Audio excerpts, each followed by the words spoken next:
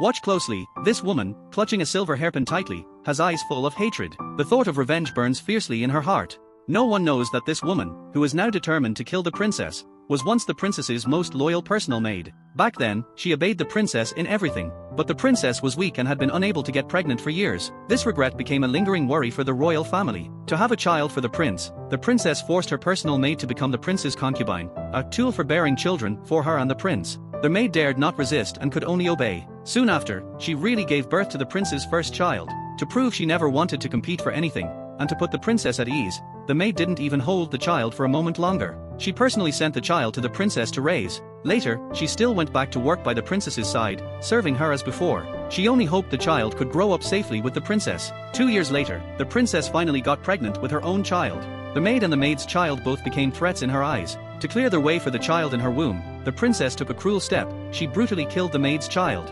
When the news of the child's death came, the maid's world collapsed completely. She grabbed the silver hairpin like a madwoman, wanting to kill the princess to avenge her child. But the princess looked cold and even said the cruel words, "Anyone who gets close to the prince must die." How ridiculous this was. It was the princess who had personally pushed the maid to the prince's side. Now, she used getting close to the prince as an excuse to take everything from the maid. In the end, the unarmed maid was killed by the princess. With guilt for her child and endless hatred, she closed her eyes. Maybe it was heaven's mercy, or maybe her resentment was too deep.